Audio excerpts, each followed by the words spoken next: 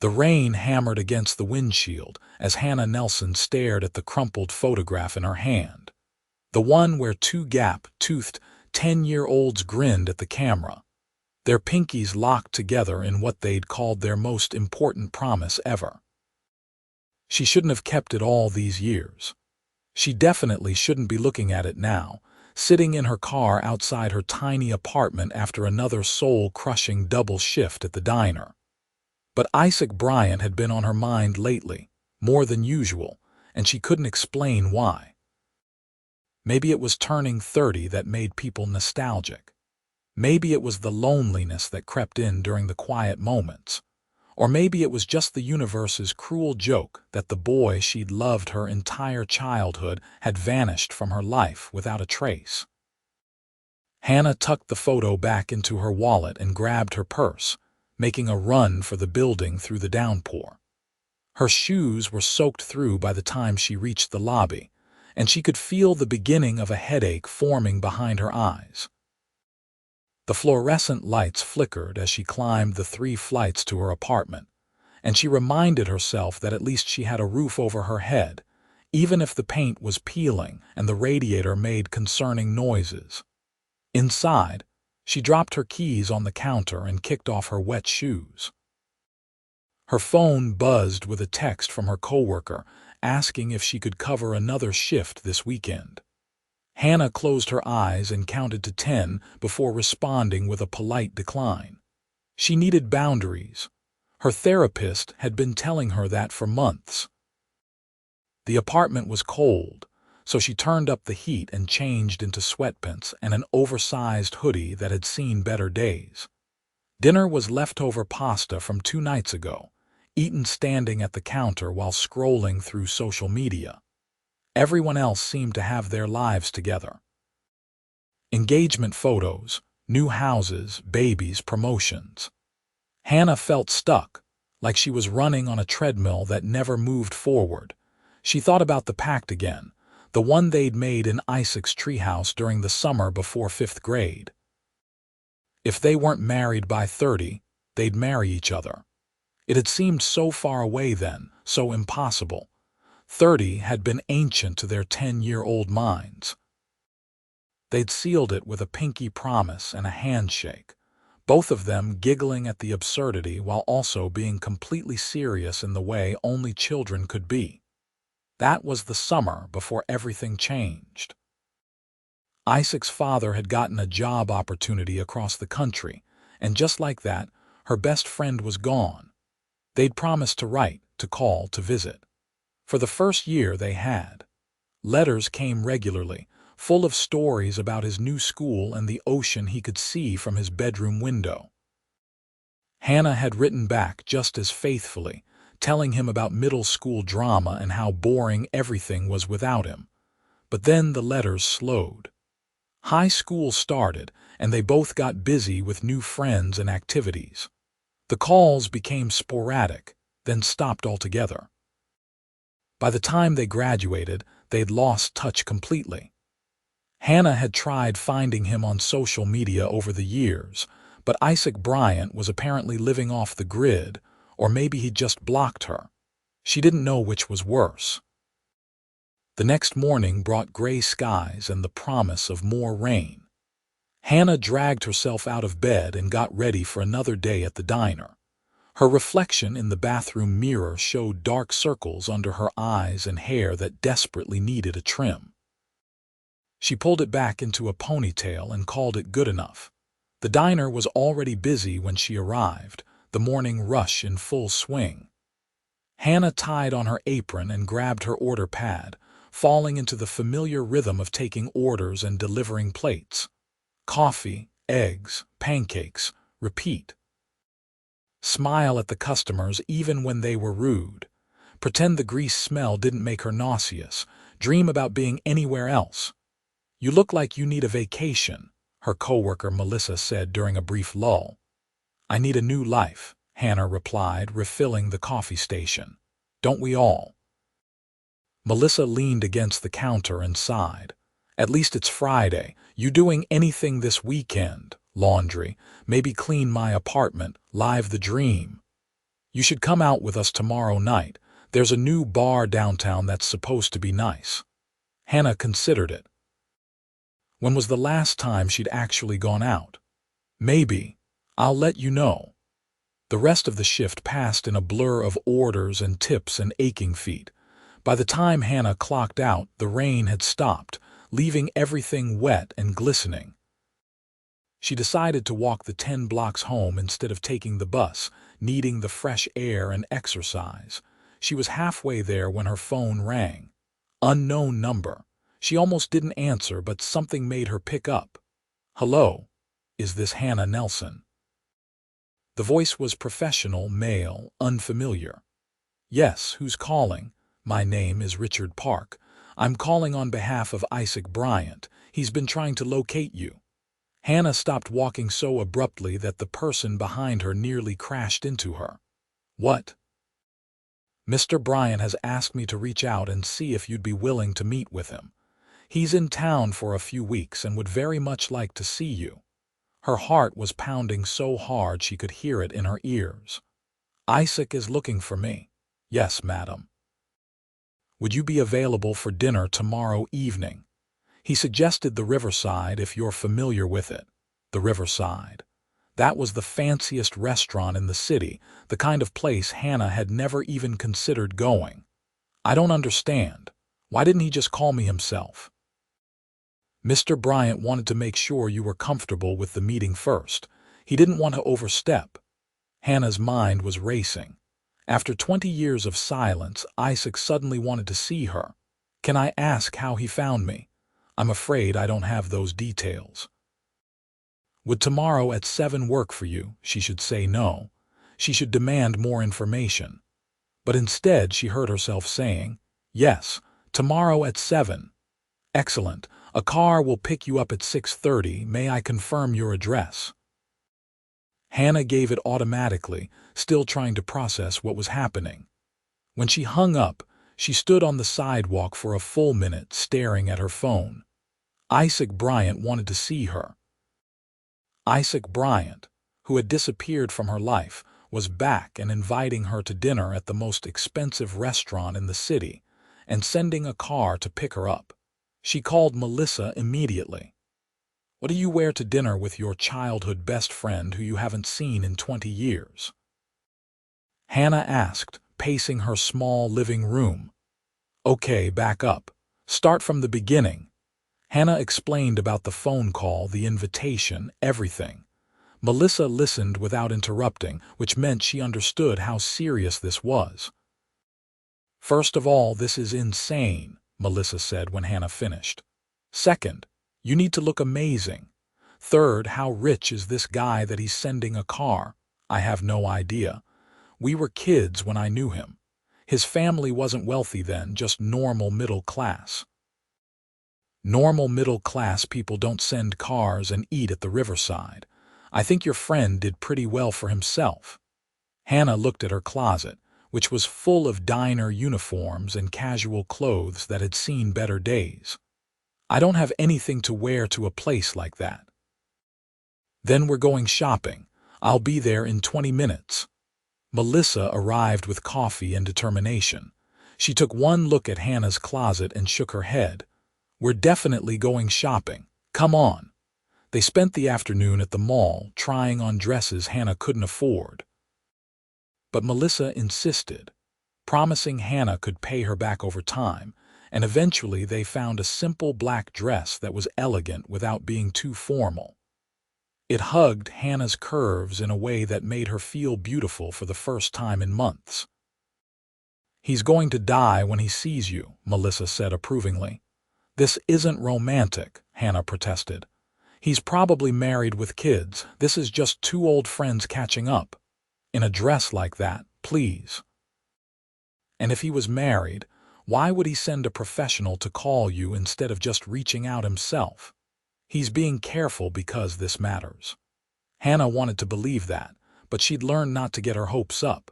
Life had a way of disappointing you when you expected too much. Still, she bought the dress, along with shoes that made her legs look longer and made her feel like someone else entirely. That night, she barely slept. Questions spun through her mind on an endless loop. Why now? What did Isaac want? What had he been doing for the past 20 years? Was he the same boy she remembered? Or had he become someone completely different? She thought about that last summer, the one before he left. They'd spent every day together, riding bikes around the neighborhood, swimming in the community pool, building forts in the woods behind their houses. They'd planned their entire futures together. They were going to be astronauts or veterinarians or maybe run a pizza restaurant. They were going to live in houses next door to each other, and their kids would be best friends too. And then came the night before he left, when they'd climbed up to his treehouse one last time. The stars had been bright, and the summer air had been thick with humidity and sadness. That's when Isaac had taken her hand and said, "Let's make a promise. If we're not married to other people by the time we're 30, we'll marry each other. That way we'll always end up together." Hannah had agreed immediately, because even at 10 years old, she'd known that Isaac was her person. The boy who made her laugh, who defended her from bullies, who shared his lunch when she forgot hers. The boy who looked at her like she was the most important person in the world. They'd shaken on it, Pinky promised, and then his mom had called him in to finish packing. The next morning he was gone. Saturday evening arrived too quickly. Hannah spent 2 hours getting ready, changing her mind about her hair 3 times before settling on wearing it down in soft waves. The makeup took forever because her hands kept shaking. She looked at herself in the mirror and barely recognized the woman staring back. She looked sophisticated, put together, not at all like someone who spent her days slinging hash at a diner. The car arrived exactly at 6:30. Hannah grabbed her small purse and took a deep breath before heading downstairs. The vehicle was sleek and black, the kind of town car she'd only ever seen in movies. The driver got out and opened the door for her. "Miss Nelson, that's me. Mr. Bryant is looking forward to seeing you." The interior of the car was all leather and luxury. Hannah sank into the seat and watched the city pass by through tinted windows. Her neighborhood gave way to nicer areas, then to the downtown district, where the riverside was located. Her nervousness grew with each block. The restaurant was housed in a beautifully restored historic building with large windows overlooking the river. The driver opened her door and she stepped out, feeling like an imposter. The host greeted her by name as soon as she entered. "Miss Nelson, Mr. Bryant is waiting for you. Please follow me." They walked through the main dining room, which was all white tablecloths and crystal glasses and low lighting. Then the host led her to a private room in the back, knocked once and opened the door. Hannah stepped inside and there he was. Isaac Bryant had grown up well. The lanky boy she remembered had filled out into a tall, broad-shouldered man in a perfectly tailored suit. His dark hair was shorter now, styled professionally, and he had the kind of presence that came from confidence and success. But his eyes were the same warm brown she remembered, and when he smiled, she saw her childhood best friend looking back at her, Hannah. He said her name like a prayer, crossing the room in 3 long strides. "You look incredible, Isaac." She didn't know what else to say.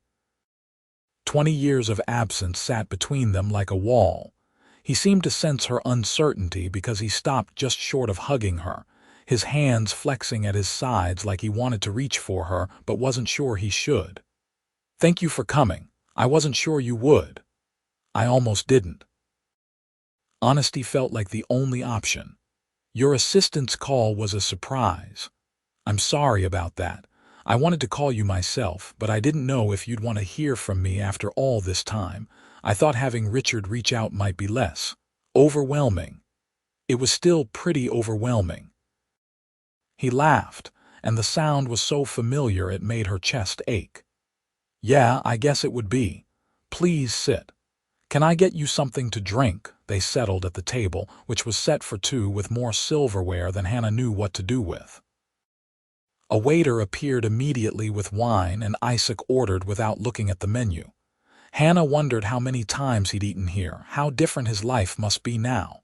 "So," Isaac said once they were alone again, 20 years. 20 years, she echoed. "You look good, different but good.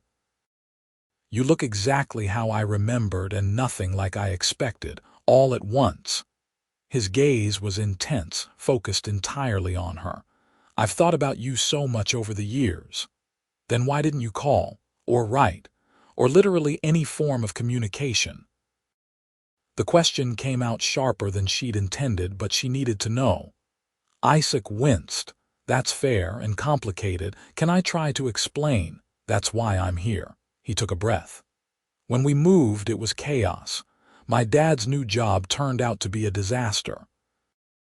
We struggled financially for the first time in my life. My parents fought constantly. I started at a new school where I didn't know anyone and got bullied pretty relentlessly. Writing to you was the only good thing I had, but eventually I started to feel like I was dragging you down. All my letters were just complaints and sadness. You were starting middle school, making new friends, living your life. I convinced myself you were better off without me." Hannah felt tears prickling behind her eyes. "That wasn't your decision to make. I know that now. I was a stupid kid who made a stupid choice. By the time I realized it, years had passed. I was in high school, then college, and I thought too much time had gone by. I thought you probably hated me. I thought you'd moved on completely. I tried to find you," she admitted. "On social media, through mutual friends, everything. You were impossible to track down. I stayed off social media intentionally. My business took off pretty quickly and I valued my privacy. But that's no excuse. I should have found you. I should have reached out years ago."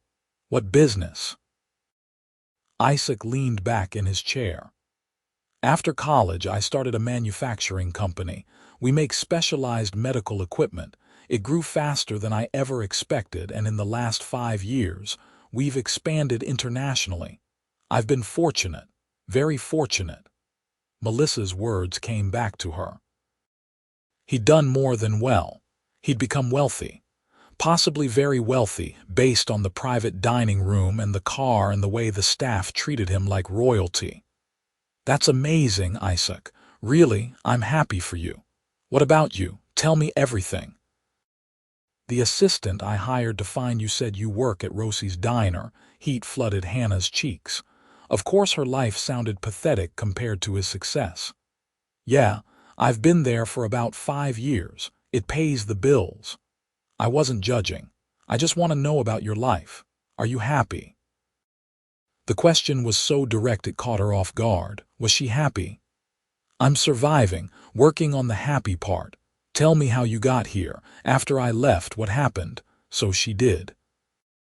She told him about middle school and high school, about going to community college for a while before dropping out when her mom got sick, about working various jobs to help with medical bills, about her mom passing away 3 years ago and leaving Hannah with debt she was still paying off, about the small apartment and the double shifts and the feeling that she was always one emergency away from disaster. Isaac listened to every word, his expression growing more pained as she talked. When she finished, he reached across the table and took her hand. "I'm so sorry about your mom. I should have been there. You didn't know. I should have. We used to tell each other everything." The touch of his hand was electric. Hannah looked down at their joined fingers and felt something shift inside her. This wasn't just nostalgia. This was something deeper, something that had maybe been there all along, waiting. The waiter brought their food, and they spent the next hour talking and laughing and filling in 20 years of blanks. Isaac told her about college at UCLA, about the early days of his company when he'd worked 100 hours a week and survived on coffee and optimism.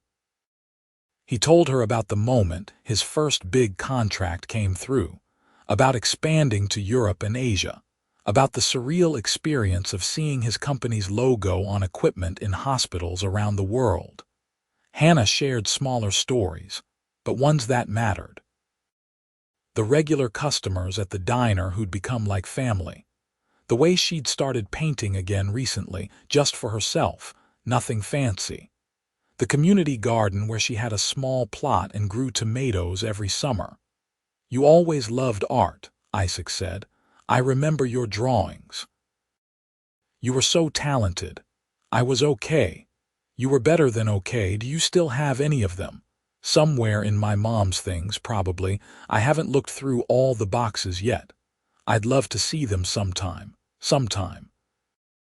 The word implied a future, more meetings, a continuation of whatever this was. Hannah's heart beat faster. Dessert came, some elaborate chocolate creation that tasted like heaven. They shared it, passing the fork back and forth across the table, and Hannah felt like they were kids again, splitting a candy bar in the treehouse. "I need to tell you why I'm really here," Isaac said finally, setting down his fork. "Why I came back to this city after all these years." Hannah's breath caught. "Okay. I've spent the last decade building a company, making money, achieving all these goals I'd set for myself. And about 6 months ago, I realized I was miserable. I had everything I thought I wanted, but I was alone. I'd dated, even had a couple serious relationships, but nothing ever felt right. Something was always missing." He paused, his gaze locked on hers. "Then I was going through some old boxes and I found a photo. The one from the day we made our pact. Do you remember?" Hannah pulled out her wallet with shaking hands and retrieved the same photo. "This one?" Isaac's eyes widened. "You kept it?" "I've kept it in my wallet for 20 years. He took the photo from her, his fingers brushing hers. "We promised each other, Hannah. If we weren't married by 30, we'd marry each other. We were 10 years old, Isaac. I know. But I remembered that promise, and I realized that kid version of me was smarter than adult me, because he knew what mattered. He knew that you were the person who made him happiest. That you were his best friend and his favorite person, and the one he wanted to spend forever with." Hannah couldn't breathe. "What are you saying?" "I'm saying I came back because I wanted to see if that was still true. If maybe, after all these years, we could figure out what we mean to each other. You can't just show up after 20 years and say things like that." "Why not?" "Because I've built a life. It's not the life I planned, and it's not perfect, but it's mine. You can't just waltz in and turn everything upside down.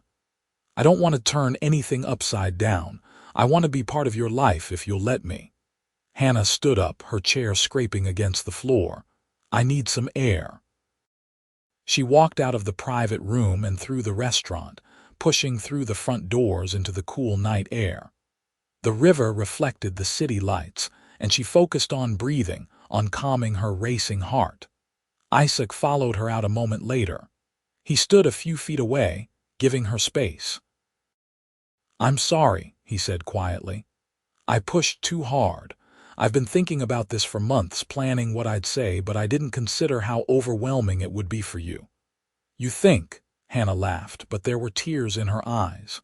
"Isaac, I've spent 20 years missing you. 20 years wondering what happened to my best friend, wondering if you ever thought about me, if I mattered to you at all. And now you show up and you're successful and handsome, and you're saying all these things, and I don't know what's real. This is real." He took a step closer. "My feelings are real. The fact that I've compared every woman I've dated to you for the past 20 years is real. The fact that I can't imagine my future without at least trying to see if we still fit together is real. We're not kids anymore. We're strangers. We were never strangers, Hannah. Even with 20 years between us, talking to you tonight felt like coming home." She wanted to believe him. God, she wanted to so badly, but fear held her back. Fear of being hurt, of hoping for something that wouldn't last, of losing him all over again. "I need time," she said finally. This is too much, too fast. I have time. I'm not going anywhere, not this time. They stood there in the cool evening air, the sounds of the city flowing around them. Finally, Hannah turned to face him fully. "Take me home, please." The drive back was quiet. Isaac sat beside her in the car, not touching but close enough that she could feel his warmth. When they pulled up to her apartment building, he walked her to the door. "Can I see you again?" he asked. "I don't know." "That's not a no. It's not a yes either." He smiled, sad but understanding. "I'll take it. Here." He pulled out his phone and handed it to her. "Put your number in. I won't call unless you want me to, but I'd like to have it." Hannah entered her information and gave the phone back. Their fingers brushed again, and she felt that same electric current. "Good night, Hannah." "Good night, Isaac." She made it up to her apartment before the tears came. She cried for the girl she'd been, for the time they'd lost, for the fear and hope warring inside her. She cried until she was exhausted, and then she fell asleep on the couch, still wearing her fancy dress. Sunday morning brought clarity. Hannah called Melissa and told her everything. "So let me get this straight," Melissa said. "Your childhood best friend is now a millionaire who wants to marry you, and you're not sure what to do." "He didn't say he wanted to marry me. He said he wanted to see if we still fit together." "Same thing." "Hannah, what are you scared of?" "Everything. What if we try and it doesn't work? What if he realizes I'm not interesting enough or successful enough? What if I'm just a nostalgia trip for him? What if you're the love of his life and you're too scared to find out?" Hannah had no answer for that. Over the next week, she thought about Isaac constantly. She replayed their conversation over and over, looking for hidden meanings and red flags. She wanted to call him but didn't know what she'd say. Then, 8 days after their dinner, flowers arrived at the diner. Not a dozen roses, but a single sunflower in a simple vase with a note that said, "You told me once that sunflowers were happy flowers. I hope this makes you smile. No pressure, just thinking of you. Isaac." Hannah remembered that conversation from the summer when they were 9. They'd been walking past a garden and she'd stopped to look at the sunflowers, telling him how they always made her happy because they looked like the sun. The fact that he remembered something so small from so long ago made her chest tight.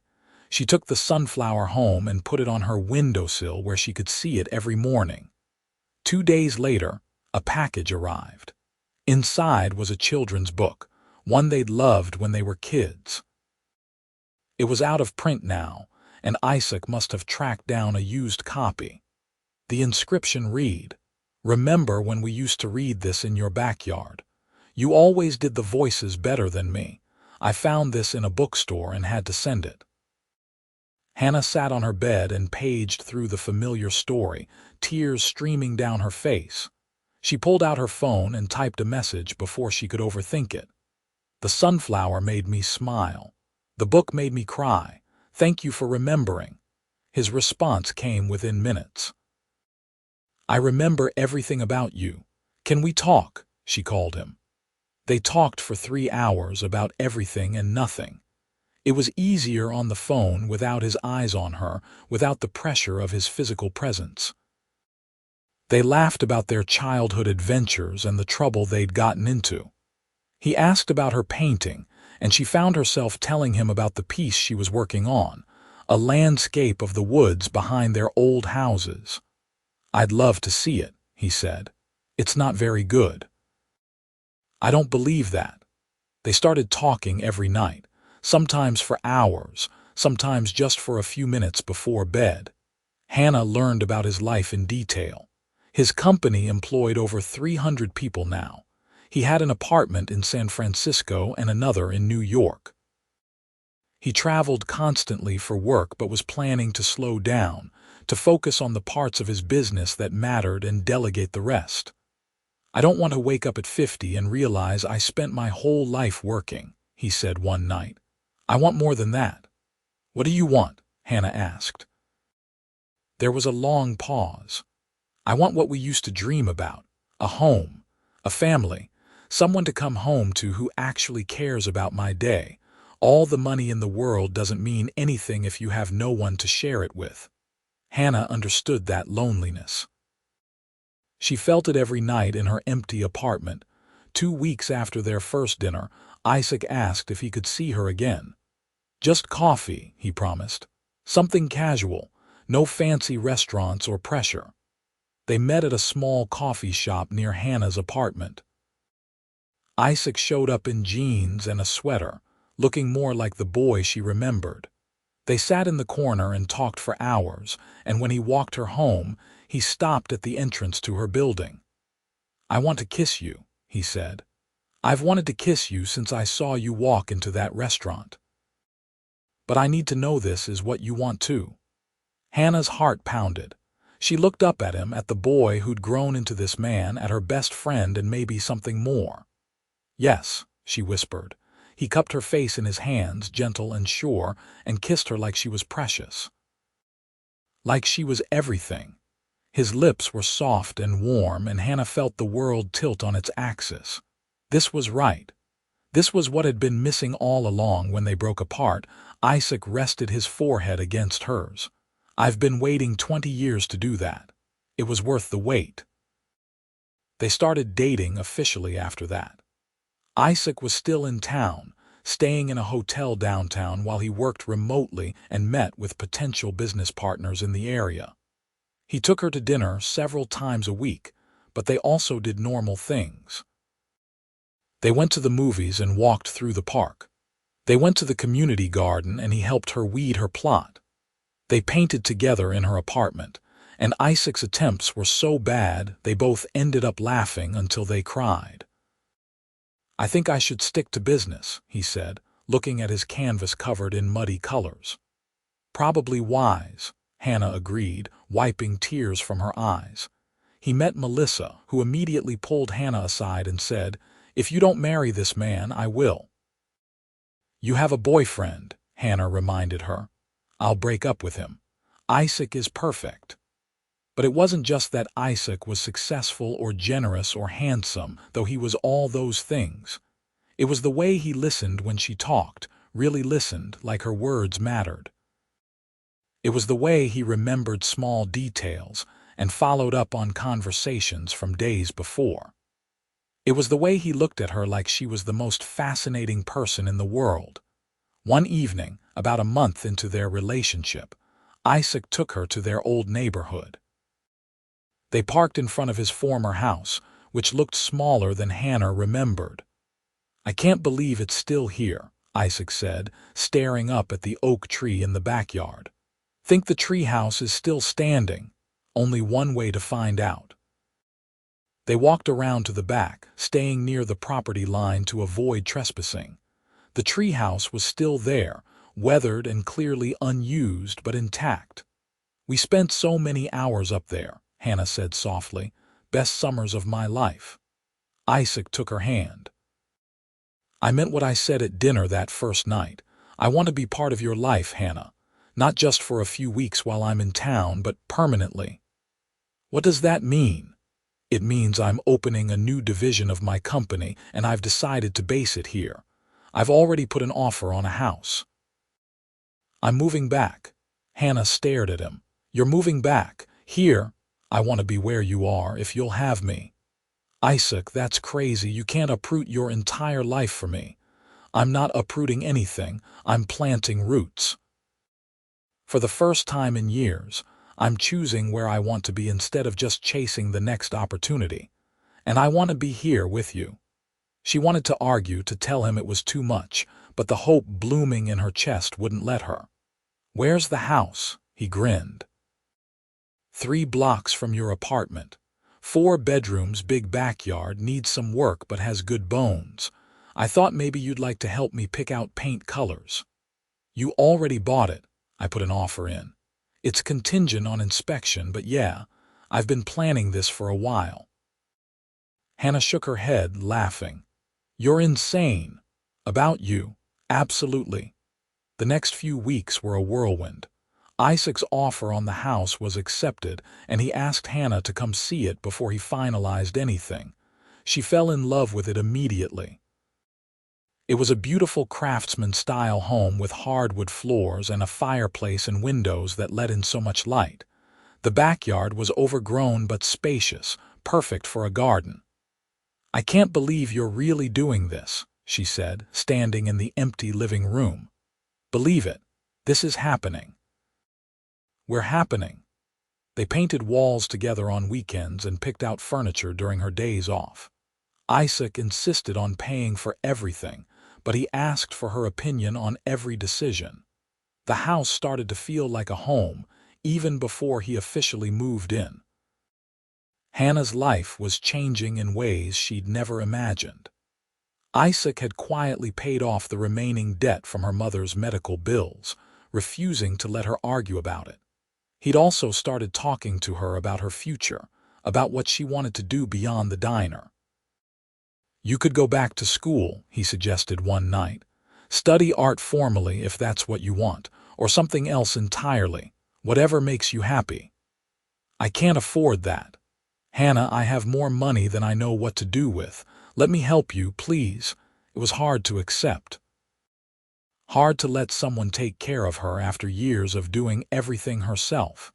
But Isaac was patient, and eventually she admitted that she'd always wanted to study art therapy, to combine her love of painting with helping others. "Then do it," Isaac said simply. "Apply to programs. I'll support you however you need." She started researching programs that fall. The idea of going back to school at 30 was terrifying, but also exciting.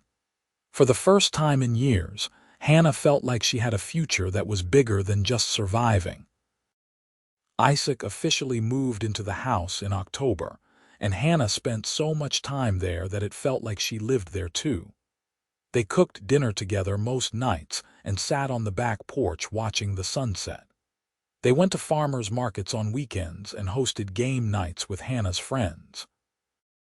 It was perfect, almost too perfect. Hannah kept waiting for something to go wrong, for the other shoe to drop.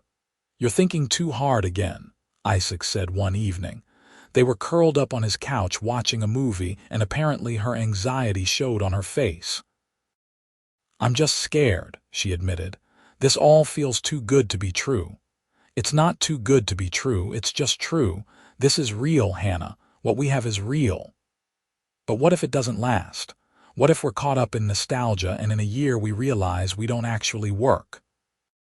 Isaac paused the movie and turned to face her. "I can't promise we won't hit rough patches, but I can promise that I'm committed to this, to us. I loved you when we were kids, even if I didn't have the words for it then. And I love you now. I love your smile and your kindness and the way you see beauty in small things. I love how you take care of people and how you've survived things that would have broken someone else. I love everything about you, and I'm not going anywhere. You love me." "I love you," he confirmed. "I'm in love with you. I have been for months, probably longer if I'm honest.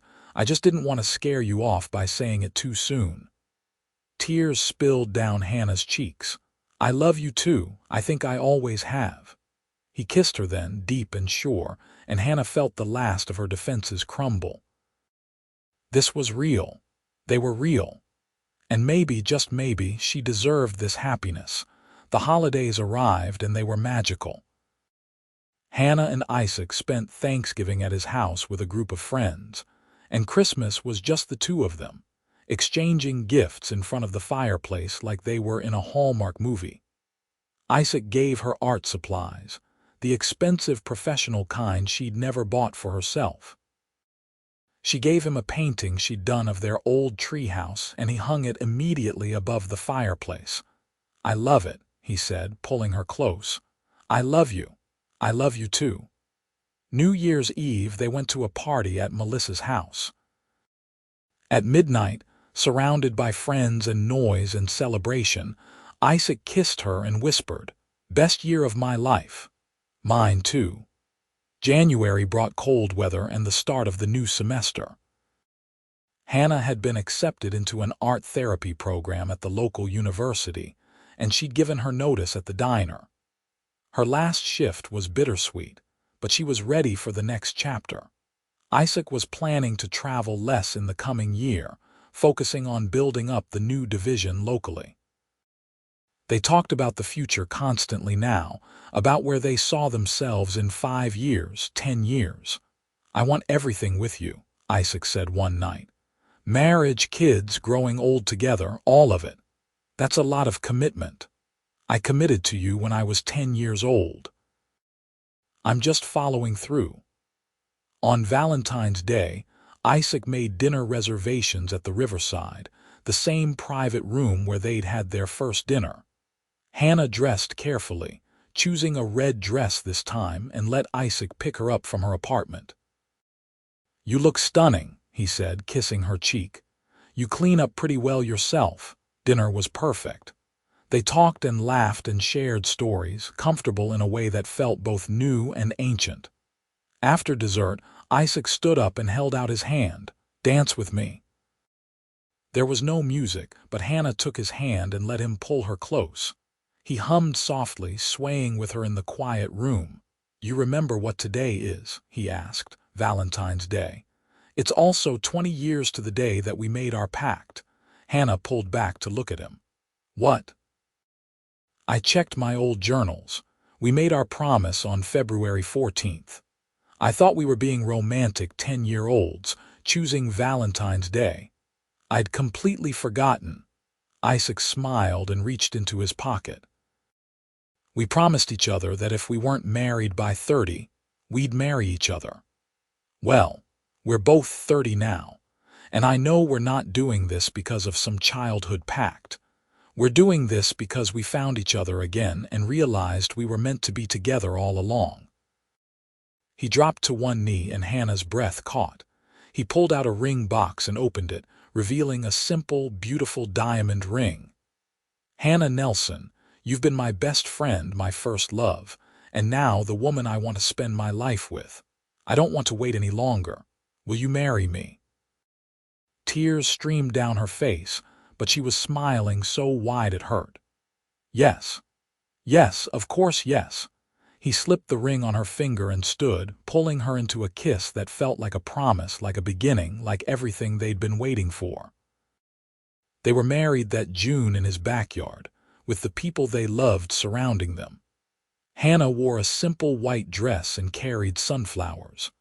Isaac cried when he saw her walking down the aisle, and she cried through her vows. "I promise to be your partner, your best friend, and your home," she said. "I promise to support your dreams and build new ones with you.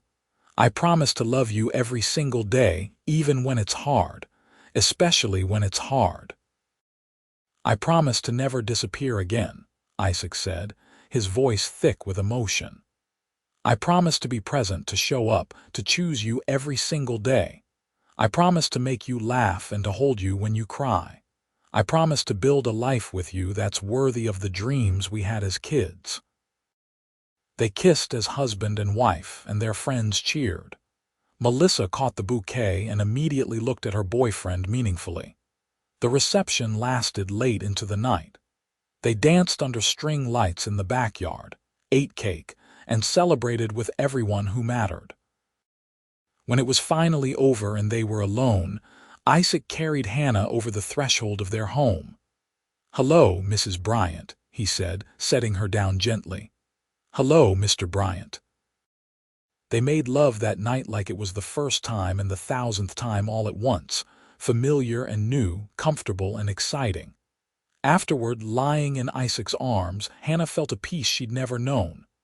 "Happy?" Isaac asked, running his fingers through her hair, deliriously. "Good. Because this is just the beginning." The first year of marriage was an adjustment, learning to share space and merge lives completely, but it was also the happiest year of Hannah's life. She thrived in her graduate program, discovering she had a real talent for art therapy. Isaac's business continued to grow, but he kept his promise to be present, to prioritize their life together over work. They traveled when they could, making up for lost time. They went to California so Hannah could see where Isaac had lived after he moved away. They visited Europe for their anniversary, spending 2 weeks exploring museums and trying new foods and falling more in love with each day. They also stayed home plenty, enjoying the simple rhythms of daily life. Cooking together, working in the garden, having friends over for dinner. Hannah painted in the spare room Isaac had converted into a studio for her. He often sat and watched her work, claiming it was relaxing. "You're staring," she'd say without looking up. "Can't help it. You're beautiful when you're creating. I'm covered in paint." Exactly. 2 years into their marriage, they started talking seriously about kids. Hannah finished her graduate program and got a job at a local hospital working with pediatric patients. Isaac was firmly established with his business running smoothly. They were ready. "I want a whole house full," Isaac said one night. 4 or 5 kids running around causing chaos. "Let's start with one and see how it goes," Hannah laughed. They tried for several months before Hannah took a test one morning and saw 2 pink lines. She wrapped the test in a box and gave it to Isaac at breakfast. "What's this?" he asked, confused. "Open it." He did, and his expression when he realized what he was looking at was something Hannah would remember forever. Pure joy, wonder, and a little bit of terror.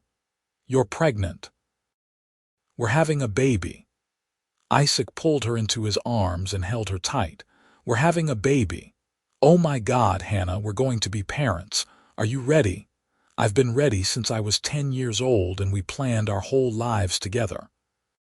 The pregnancy was relatively easy, though Hannah was exhausted most of the time. Isaac was attentive to the point of being overbearing, constantly asking how she felt and if she needed anything. He went to every appointment and read every pregnancy book he could find. They painted the nursery together, choosing a soft yellow that would work for any gender. They decided not to find out if they were having a boy or girl, wanting to be surprised. Isaac built a crib and a changing table, and Hannah painted a mural on one wall of animals in a forest. Their daughter was born on a snowy January morning after 14 hours of labor. Isaac was there the entire time, holding Hannah's hand and telling her how strong she was. When the baby finally arrived, screaming and red-faced and perfect, they both cried.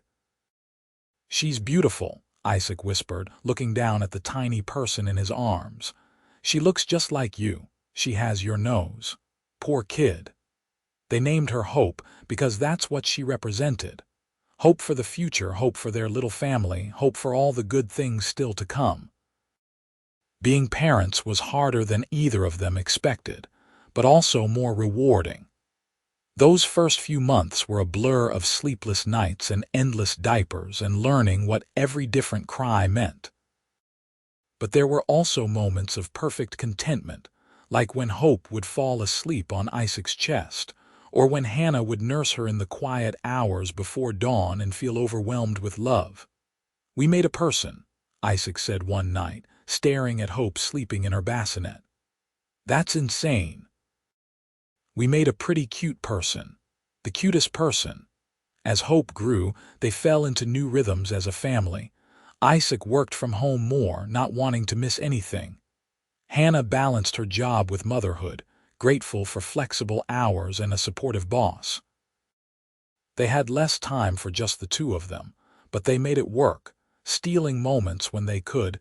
Date nights became movie nights after Hope went to sleep. Spontaneous trips were replaced with careful planning and a mountain of baby gear. But Isaac maintained that he'd never been happier. "This is everything I wanted," he told Hannah on their 3rd anniversary. "You hope this life we've built. It's perfect. It's messy and chaotic and exhausting. Perfectly messy and chaotic and exhausting." Hope started walking at 11 months, and suddenly their lives became even more hectic. She was into everything, curious and fearless. Isaac baby proofed the entire house twice, and she still managed to find trouble. "She's definitely your daughter," Hannah told Isaac after Hope managed to climb onto the kitchen counter. "My daughter, You're the one who climbed the water tower in high school. That was once, and you dared me." They laughed, united in their exhaustion and their love for their adventurous daughter. When Hope was 2, Hannah got pregnant again, this time with twins, a boy and a girl. Isaac nearly fainted when they found out. Twins. "We're having twins, apparently. That's 3 kids total." "We're going to have 3 kids. You said you wanted 4 or 5. I might have been crazy when I said that." But when the twins arrived, healthy and loud and demanding, Isaac fell in love all over again. They named them Henry and Helena. And suddenly, their house was full of noise and chaos, and so much love it felt like the walls couldn't contain it. Those early years with 3 small children were the hardest of Hannah's life. She and Isaac were constantly exhausted, running on coffee and pure determination. But they were also the happiest, watching their children grow and learn and become their own people. Hope was protective of her younger siblings, always making sure they had their favorite toys or helping when they cried. Henry was quiet and thoughtful, content to sit and play alone. Helena was the wild child, fearless and loud and always looking for an adventure. "They're perfect," Isaac said one night after they'd finally gotten all 3 kids to sleep. "Exhausting but perfect. We did good," Hannah agreed, collapsing onto the couch. "We did great." The years passed quickly. Hope started kindergarten and Hannah cried watching her get on the bus. The twins followed a few years later, and suddenly the house was quiet during the day. Hannah went back to work full-time, and Isaac continued to grow his business while maintaining his commitment to being present for his family. They attended school plays and soccer games and dance recitals. They hosted birthday parties and playdates. They took family vacations and created traditions. Every year on Valentine's Day, Isaac gave Hannah sunflowers and reminded her of the promise they'd made as children. "Best decision 10-year-old me ever made," he'd say. Best decision 30-year-old me made was saying yes. Their children grew. Hope became interested in music and spent hours practicing piano. Henry discovered a love of books and could often be found reading in his room. Helena took after her mother artistically and was constantly painting or drawing. Hannah's career flourished. She became the head of the art therapy department at the hospital and started a program for trauma survivors. Isaac's company continued to expand, but he'd promoted trusted people to handle the day-to-day operations, freeing him to focus on strategy and, more importantly, his family. They bought the house next door when it went up for sale, planning to combine the properties eventually. Isaac joked that they needed the space for when Hope, Henry, and Helena grew up and had kids of their own. "You're already planning for grandchildren?" Hannah asked. "I'm planning for a full life surrounded by people we love. Grandchildren are just part of that." On their 10th anniversary, Isaac took Hannah back to the riverside. Their kids stayed with Melissa, who had married her boyfriend and had 2 children of her own. It was rare that Hannah and Isaac got time alone, and they savored every moment. 10 years, Isaac said, raising his wine glass. "Best 10 years of my life. Even with the sleepless nights and the chaos, especially with those, I wouldn't change a single thing." Hannah looked at her husband, seeing both the boy he'd been and the man he'd become. "Remember when we used to dream about what our lives would be like?" "We were pretty close, though 10-year-old me didn't quite grasp how much laundry 3 kids create, or how expensive groceries would be, or how rewarding it would all be, how full life could feel." They clinked glasses and drank to the past, the present, and the future still ahead of them. More years passed. Their children became teenagers, each one facing their own challenges and triumphs. Hope started thinking about college.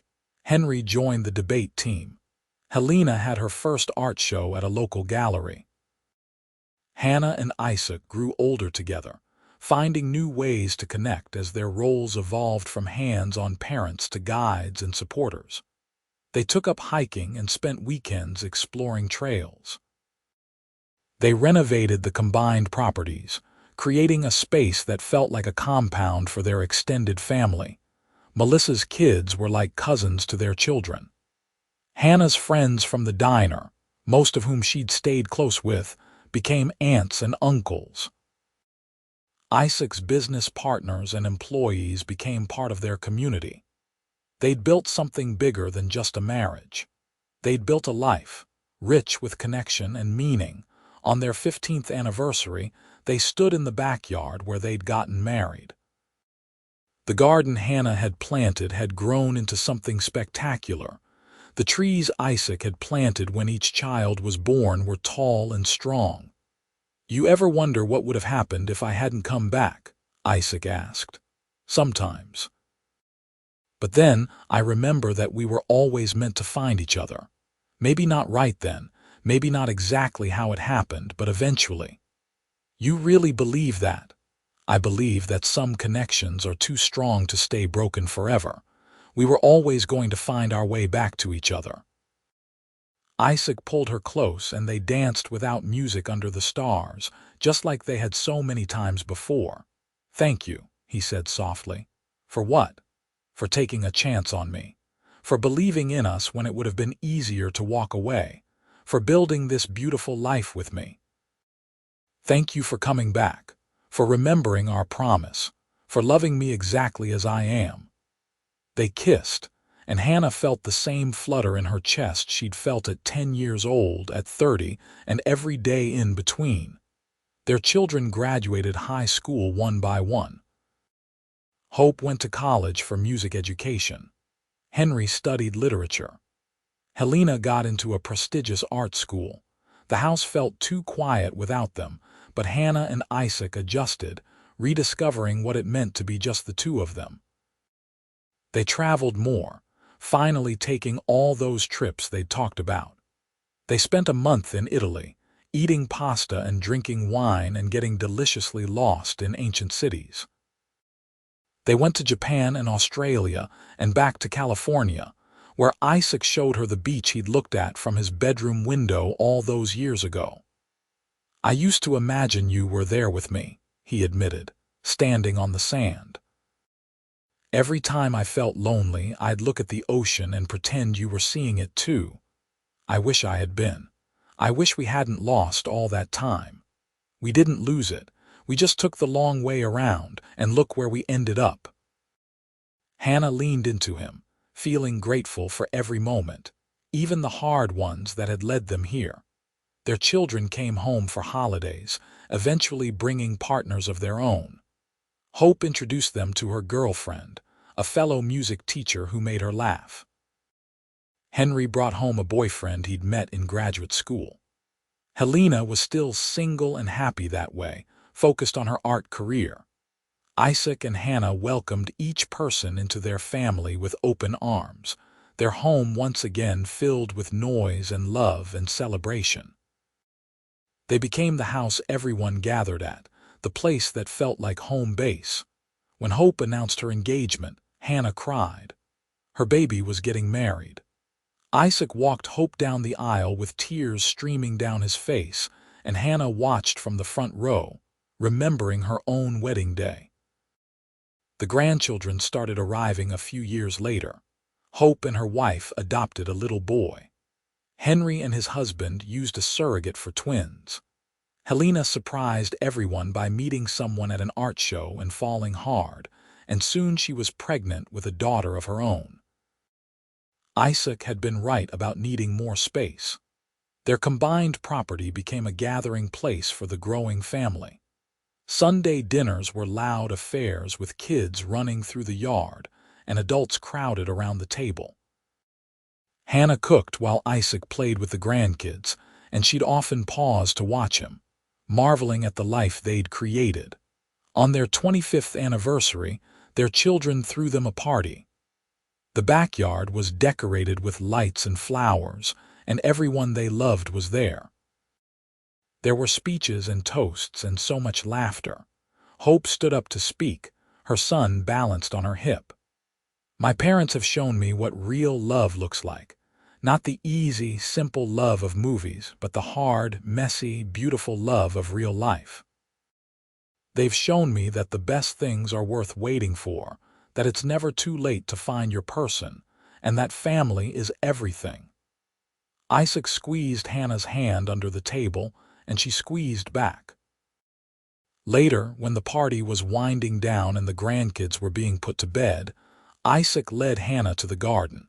He'd had a bench installed there, hidden among the flowers, with a plaque that read for Hannah, who made every promise come true. "When did you do this?"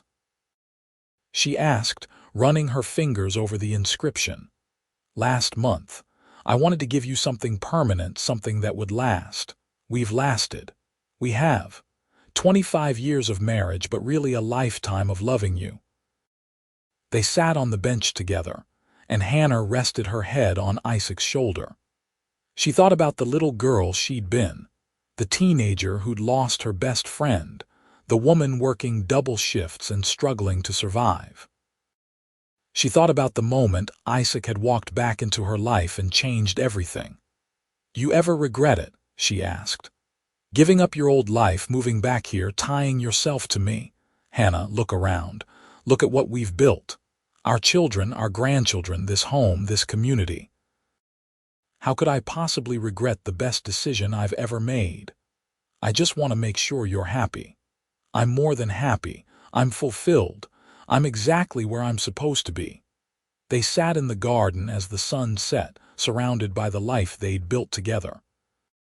The sounds of their family drifted out from the house, and Hannah felt a profound sense of contentment. Years continued to pass. They grew older, their hair graying and their bodies slowing down, but their love remained constant. They were there for each other through health scares and losses, through the challenges that come with aging.